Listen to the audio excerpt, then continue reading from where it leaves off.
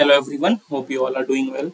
So today we are going to do the next question of our agriculture optional answer writing practice series जो हमारी agriculture optional answer writing practice series चल रही है उसका next question को आज हम लोग करने वाले हैं. And today's question is explain the mechanism of interphase in mitosis cell division. And this question was asked in the IFOS exam, that is Indian Forest Service examination.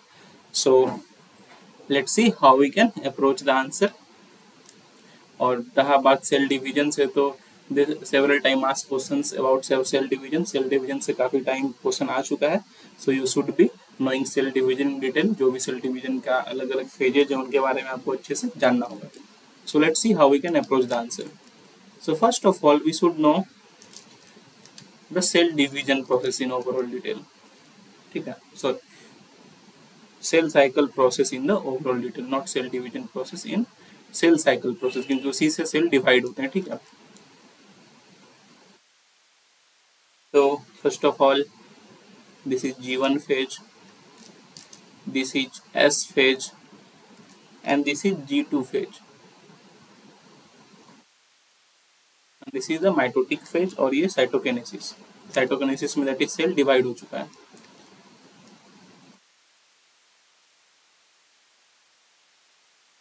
Cell cycle को आप लोग अच्छे से ध्यान से देख लेना, बिकॉज की सेल साइकिल से काफी बार क्वेश्चन आ चुके हैं और सेल साइकिल के वेरियस फेजेस से भी क्वेश्चन आ चुके हैं. And this is the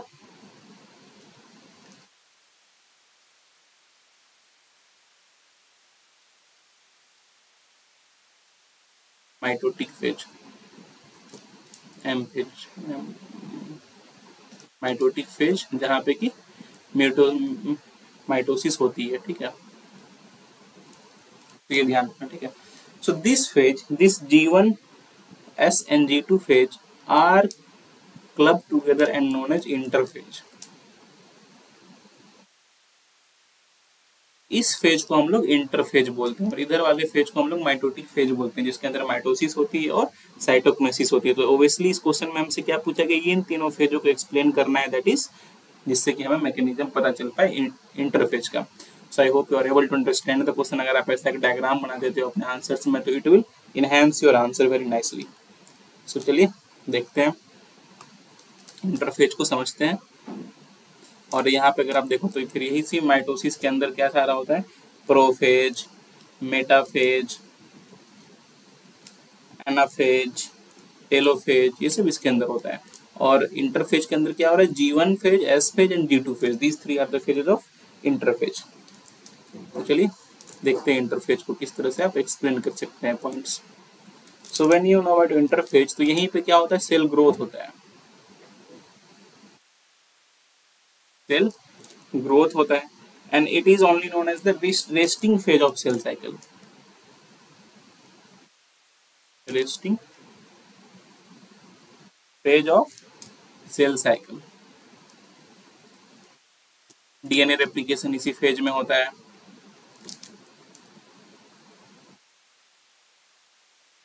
DNA replication इसी फेज में होता है. It's occupies around 95% of the time of cell cycle. 95% of time of cell cycle. यहाँ पर आपको न्यूट्रिएंट एक्युमुलेशन भी होता हुआ दिखेगा. न्यूट्रिएंट एक्युमुलेशन, यहीं पे आपको ट्रांसक्रिप्शन और ट्रांसलेशन होता है. Transcription and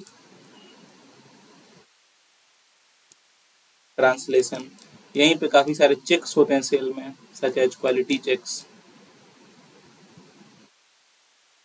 DNA checks.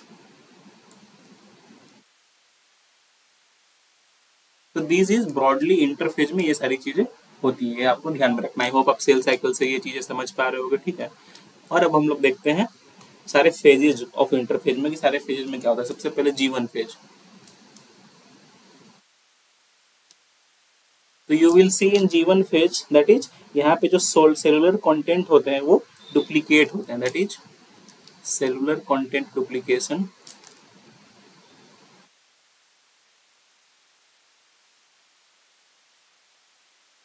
Accept the chromosome. Except chromosome. Chromosome छोड़ के जितने भी सेल्स हैं वो सब क्या हो रहे हैं यहाँ पे, वो सबकी कंटेंट को, जो सेलुलर कंटेंट है वो डुप्लीकेट हो रहा है।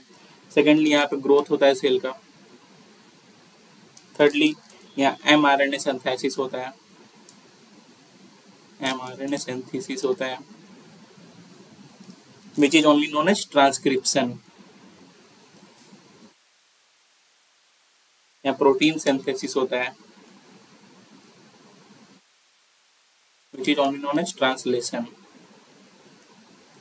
तो these are the things briefly मैंने एक्सप्लेन कर दिया क्या क्या की चीजें G1 फेज में होते हैं। फिर the next phase is the S phase.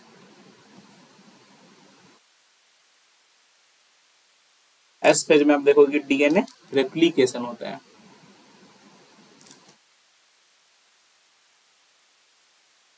DNA replication और you can say chromosome duplication. आप यहाँ पे देखोगे तो सेल G1 फेज में सेलुलर कंटेंट डुप्लीकेशन होता है, दैट इज क्रोमोसोम या डुप्लीकेट नहीं होता है। पर एस फेज में क्या होता है, क्रोमोसोम एस फेज में आके डुप्लीकेट होता है, दैट इज क्रोमोसोम डुप्लीकेशन। उसके बाद this is the major thing happening in the S phase. उसका जब G2 फेज में जाओगे, so here we will see the cell growth can be observed and the cell prepares itself for mitosis, prepares for mitosis। so these are the major things happening in G2 phase। तो ये overall हमारा interphase में होता है। देखो G1 phase को हमने समझ लिया कि वहाँ क्या क्या चीजें होती है, ओवरऑल इंटरफेज के बारे में समझ लिया, एस फेज में क्या इंपॉर्टेंट चीजें होती है और G2 फेज में क्या इंपॉर्टेंट चीजें होती है। तो this is what the interphase of the cell cycle is which the question has asked, क्या क्या चीजें, मैकेनिज्म क्या क्या है इंटरफेज का। And I hope you are able to explain this. ये डायग्राम बना देना आप इंट्रो में, it will be very helpful. काफी मार्क्स आपके इनहेंस हो जाओगे। और ये सारी कॉमन पॉइंट्स जो मैंने बताया इसको थोड़ा एलिब्रेट कर देना if you want to know, and you can also add points. जो भी पॉइंट्स आप ऐड करना चाहते हो वो कमेंट करके हमें जरूर बताना। So that is all for today.